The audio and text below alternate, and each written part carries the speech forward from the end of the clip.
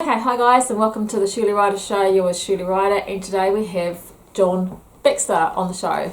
Hi. So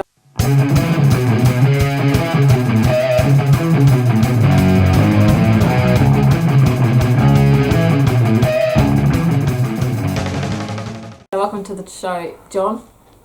And we're going to be talking first of all about your music, and then we're going to be talking about your poetry and your art, because John does artwork as well, and a little bit about the incubator or the jam factory that you help out very nicely, as well as a very special hobby that we've heard about, so we'll talk about that later on. So anyway, starting with the music, and where did it all start for you? I've always been into music. When we lived in the UK, my mum worked in a coffee bar and it had a jukebox in it. So when I was old enough to go to work with her, we had, we were in this coffee bar that a friend of hers owned, and had music basically playing all the time. I'd be up the back and drawing whatever, and there'd be music playing all the time. So I knew all the top 20 when I was like 4 or 5 years old. I just knew all the music. Yeah, cool. So that's kind of where it all started for you. And of course you were brought up in England. Yep. Yeah, so tell us a little about where you were brought up and what it was like. Yeah, it's a little tiny town called Cleckheaton, which is in West Yorkshire. So the nearest places of any size would be cities like Bradford or Leeds. Okay. So quite a way up north. Yeah. And my parents shifted here in 1978. Yep. So I've been here since I was 12. So that's you work out my age from that one. I'm quite old. Yeah, me too. Yeah. Because we lived in Gloucester. Yeah. I was born in Gloucester in England, and then I moved over to Cyprus. So Wow. And the only thing I know about Gloucester is the cheese. I don't know the Gloucester area. I love cheese. I didn't know about the cheese. I do know about the Sainsbury's porridge. That was good. Okay. Coming out to New Zealand from England, and so because we kind of you encountered something that I encountered too, with a bit of the culture out here, where you felt like because you had a different accent, you were a little bit outcast. Is that right? And that kind of led on a little bit. Yeah. I mean, I made friends pretty easily, but it was a little bit weird. You especially through Form 2 and 3. You obviously had an accent, Yorkshire accent, so it was quite strong. So you get a bit of teasing and stuff. Not so much teasing like, bloody poms or whatever. It was more like just people copying what you said all the time, and it just gets a bit annoying after a while. Yeah. I lost my accent in six months. Wow. Yeah, and people just weren't very nice. No, most people were fine, but I guess like you know the few that aren't, and in your mind you just really emphasise that. Yes. No, I sort of I guess assimilated into it and just listened to the way people spoke, and eventually sort of I don't know about copying, but it just slowly changed into the you pick up the ways of speaking and the all the little idiosyncrasies of particular ways of talking. And do you think that being a little bit of an outsider to some extent like that, did that sort of, do you think, instill in you like being a bit of a punk?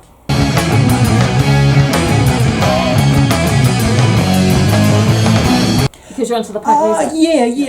It was a little bit of that. I mean, obviously I'd come from England, so I was aware of the punk thing when I came over here, but being so far north, didn't really get a lot of it, especially at my age. I mean, as I said, when the punk thing came out, I was only 10, 11 years old, so I was probably more into the pop music of the time rather than punk music. Just didn't see the bands, I was too young. I think I remember seeing the Pistols on the English music programs, Top of the Pops or whatever, but I really didn't get into the punk thing till after the new wave thing.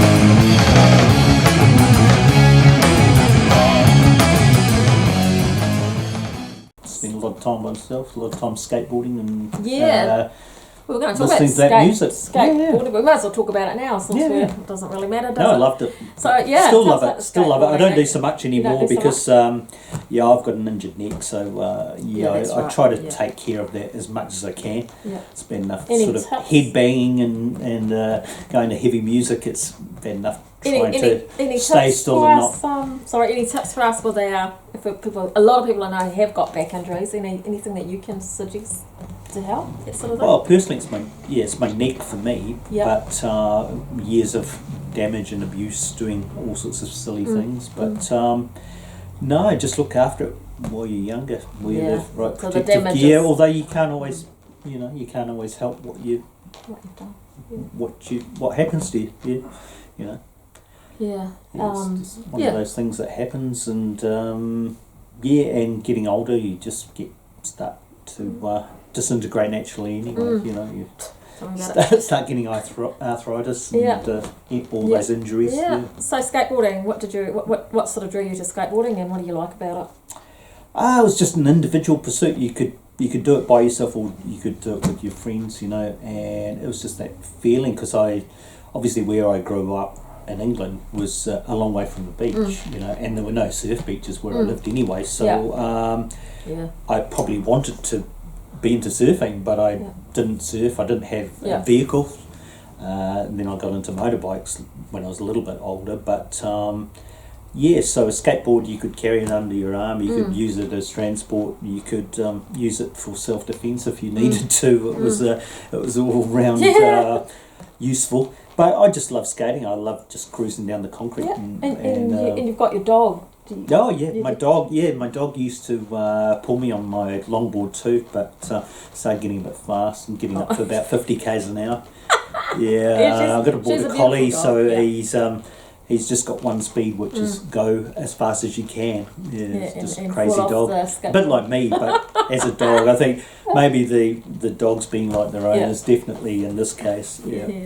And I've also got one of their own. Sarah Leone has too, obviously. She wants to go out every 5 seconds. Hanging out under the camera there. Oh, she's being a nuisance. She's settled down a little bit. I actually started on a friend of mine, Shane, who before we flatted together, he actually taught me a few things, but our friend Tony played drums, or Shane played the drums first, and then he took up the guitar. So my first bass was his other electric guitar with 4 strings on it, and he taught me some Clash riffs and Sex Pistols and bits and pieces. And we had a bit of a band thing sort of going for a while. We never actually got out to the point of playing a gig. That was in my early 20s, and then I took off overseas for a couple of years. So I didn't actually form my own first band with friends till I was 25. Okay. What was that one called? Was it one that you went out gigging? Or? That was original? No, it was a covers band. Okay. It was called the Ultraviolets, and it was a mixture of sort of punk, new wave sort of music. So alternative music.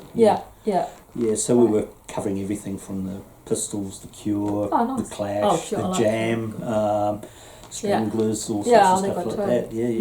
Any favourite Cure song? Yes, we did. We used to do 10:15 on a Saturday night, and didn't do Forest. I'm trying to think what else we did do. Primary. Okay. My favourite one's Lullaby. Oh yeah. Yeah, that's pretty. No, I like the early stuff, especially the sort of the 17 Seconds, Faith era. That was where I I think 17 Seconds came out when I was about 13 or 14, so that was, So you started with the bass, and then you moved on to the guitar, which is what you're playing now, rhythm? Yeah. I played bass with my first original band, which was Puppy Chuck with Simon Lee McKenzie and Warren Lawson, and we did my songs basically. It was their riffs. A lot of them. Some of them were my riffs, but it was my writing. So I did a little tiny bit of poetry at school, but I wrote originally to be placed with music, to be a song, so then later on we started doing the well, what is now Read Between the Wines down at the incubator. Yeah. But we had it as we started off as doing a bit of a sort of a short,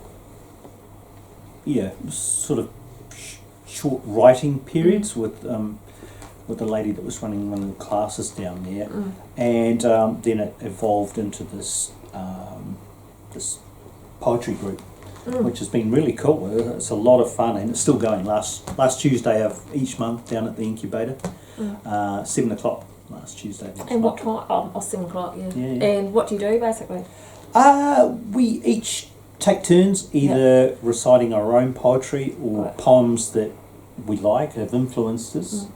So most of them are people doing their original poetry, but you're quite welcome to bring along stuff that you like by other poets, New Zealand poets or overseas poets, or you can just come along and listen, And it's basically you're putting your work out there, so you're getting feedback from other people, and also some of them are, they're very good poets, and so they can give you tips on how to sort of better your own poetry, So we each have a bit of a talk about things, do a piece of poetry, get a bit of feedback, and have a lot of laughs too. So your poems, what are you getting from? A lot of them are what are they about, basically? Autobiographical or semi-autobiographical. Okay. Yeah. So I've got one or two about around the time where I was in England, and then when I went back to England, and also about growing up and things that happen through your life. So,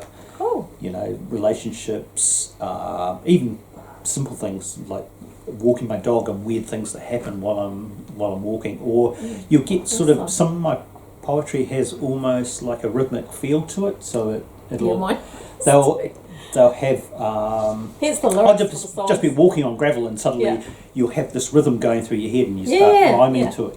It's just it's almost like it's a natural evolvement, I suppose, through playing music and from writing words. Yeah. Awesome. Yeah. What do you think inspires you with your poetry? Just normal everyday stuff. Anything can make a poem. Funny things that people say, people watching. I'm sort of not in a weird way, but I just like watching people, strange things that people do. Just right. Strange things that I do. It's just anything is sort of useful for writing. Yeah, and of course going back to strange things that people do. We were talking before about my father and how he was 70 years old when he learnt how to ride a unicycle. Yeah. And you were saying before that you'd like to ride a unicycle. Oh, definitely. Yeah. I was once mountain biking in Oropi, and there were two young guys on unicycles doing the tracks at Oropi, and they're pretty hard out tracks, and these guys are doing it on unicycles. Wow. I was thinking I was doing quite well until I saw those guys try and tackle these really steep bits with unicycles. I feel quite crazy. good if I get off the couch in one go. Mind you, it does slide backwards. I think I'm going like this to get myself off. Oh yeah, well some days I'm the same. Some days I can ride my skateboard quite well, and other days I can barely walk in a straight line. It's horrible when you get older. Creative process. What's a creative process? First of all, when you're writing. If you're writing a song. It depends. Sometimes I'll just have a riff, and that will inspire me to write more for a song, and then I'll slot the lyrics in afterwards, because I've got pages and pages of notes and partial songs, just a few lines. So it depends on the sort of the mood the piece of music evokes, basically, I guess. I was born the seventh son of a gypsy queen and the midnight rambler.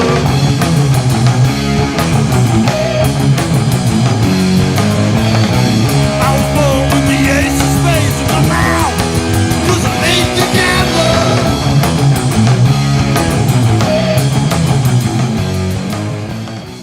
And or sometimes it can be completely the other way around. Like the lyrics will sort of inspire the the actual song itself. And do you always write alone, or do you write with others sometimes? Like you've got a brother, of course, Michael Baxter. You guys write together? No, we've never done that. In fact, the Dead Man Six. Oh, sorry, Liberated Squid, the previous band, was the first band my brother and I had ever done anything in. Yeah.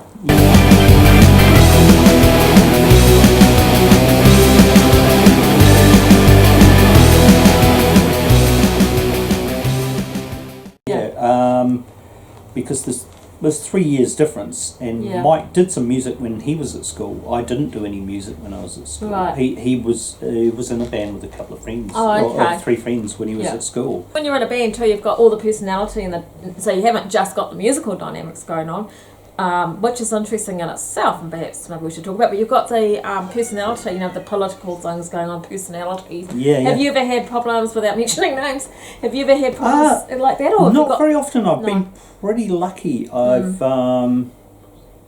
bit of a cruiser. Most of the time I've played in 4-piece or 3. Most of them actually have been 3-piece bands. So you haven't got so many people that can't turn up or be late, or not so many. Not egos, but not so many people having wanting to put their 2 cents worth in. I was drawn to the sound of a bass guitar. Move me under.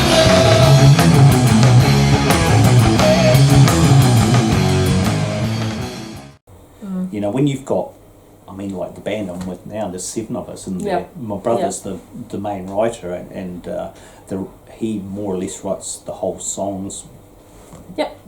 Apart from maybe 1 or 2, and we just take them and change them a little bit to make them a little more interesting, because he brings them along as more often as sort of a simple 3-chord song or whatever, and then we'll expand on that and make it a little bit more intricate. I've only ever had one really weird one, which was there was a 3-piece we were trying to get going with more of a sort of gothic direction. And I knew the drummer previously because he played in another band at the same time as I had my band going. And so we knew each other anyway, and we got in this really cool guitarist who wrote words as well. So I thought, this is going to be perfect, it's going to be amazing. But he had some issues of his own, and he couldn't handle us laughing during practice. He just thought we were basically taking the piss out of his songs, which we weren't doing. It's just that you can mess up when you're practicing a song, and you can laugh it off and just get back to it and put it behind you. But he just like, oh, you're making fun of my song, and he'd just storm off into his room, and we were practicing at his place, so it made it a little bit awkward. So things didn't get very far along that track, but I've been lucky. I've played with some really cool people. So, awesome. Very lucky. Yeah. But I try to be chilled, and usually you can talk things out and say why they don't work for you, or work for the other person. Yeah, that's true. And change things. Most people are pretty good, If you could start a conspiracy theory, what would you start? What would be your conspiracy theory? It doesn't have to be music. Well, one I can't even think of the guy's name. There was a documentary I was watching the other day, and it sort of reminded me when I was a young guy, probably just before I came over from the UK. My dad used to read all these Eric von Daniken books, and he is very much into the. It's not really conspiracy, UFO visitations as such, but he was trying to bend a lot of things that maybe weren't UFO related and trying to make them UFO related. But there was one that I was watching the other day, and it was basically saying that the Bible has been taken out of context, and that is about the earth and its place in the universe, and how various beings have fought over the earth or inhabited the earth and taught people. So it was a very interesting concept, and there's certainly parts of that I would, I was interested in following through. I thought of starting a good one recently. So I don't know if you know, but it used to be outside Caddy Caddy. There still could be one there, I'm not sure, near Caddy Caddy, and now on the way to Thames, because I went there recently for the first time, I think, ever in my life. Oh, so much rumbling. And there was this big pink elephant Oh, okay. in the field, and like Jen, I was with Jen, and we were just like, I had to actually stop the car and get out and take photos because Somebody put something in my drink. Obviously a real elephant. It was a big statue. Yeah. And I said to Jen, oh, it was so funny because there used to be this thing. I'm not sure how it might be Anubis or something like that they used to have this thing about Anubis that used to look after. It was the Egyptian god of the dead, and do you remember that? Mm-hmm. And what they started doing was taking it all around the different countries of the world. It became this thing just after the Olympics in 2012. And I thought, wouldn't it be funny, like, because there's the one in Katikati, and we could say, like, there's this elephant and it's like moving all around the country. It's like those, what people do with gnomes, is steal garden gnomes, and they take photos all around the country, taking them on tour with them or whatever. Yeah. At the moment, I'm just doing the Dead Man 6, which is the one with my brother, and so this we called the Dead Man 6. There were originally why the Dead Man 6? Well, there were originally 6 guys. Alive or dead? No, we're all barely alive. Yeah. Yeah, we probably make one good person out of the bits of all the 6 of us. Not 666. Yeah, no, my brother came up with the name. He's got this thing he found, and it's basically like a creative. I don't know what to call it actually. It's a creative engine thing. You can just plot in words, or it spits out words that give you a band name. So he got Liberated Squid from this random word generator. So Jason, who was the drummer in that band, became the bass player for this new band. Okay. And so we got our friend Dean on drums, and Brett, who was in the Carradines with me, I know Brett. Yeah, he was in 7th night for me. Yeah. So we He used to be my flatmate actually years ago. Yeah. Well, we started the Carradines. I was going to be the guitar player, and he came in. He was going to be the bass player, and then we jammed one night on a couple of songs that I was writing, and he had some of his own stuff that he was writing. So we met through Vern, and soon realised that he was a way better guitar player than I was, and he reckoned that I was a better bass player than he was. So we decided we'd stick with the instruments we were playing. Yeah. So I started playing guitar with later on with Liberated Squid, and then Dead Man 6. So there were 6 guys, and now there's 6 guys and 1 lady. But we decided not to. Yeah, Corin. So we decided not to change the name. We just leave it as is. Cool. So. Yeah. And of course, you've got a gig coming up at the Jam Factory. Yeah, we've got a couple of gigs coming up. So tell us about those? Yeah. We've got. We're doing Loserpalooza. So Loserpalooza is a 12-hour event that runs over at Totara Street, and we are playing on a bill with a load of other bands. I can't remember even how many bands there are. There's a lot of them. It's one of Austin's gigs that he organises. So he does that one every year, and it raises money for suicide prevention, basically. Yeah, so awesome. We got on board with that one because we'd had friends in that situation. I've had my own battle with depression and stuff. Obviously not to that level, but I could certainly see how somebody could get to that level. Yeah. Do you have any coping strategies with depression, or? Yeah, well, my music, my artwork, getting out in the outdoors with my dog, and just going out for a walk, just doing stuff. No, not even by myself. By myself or with my wife or with friends. The artwork. The artwork, the music. All coping mechanisms. All just take your mind off that thought and get it onto something else. Bury me in black jeans. Bury me in black jeans. Bury me in black jeans. Bury me in black jeans. Let's get out of here.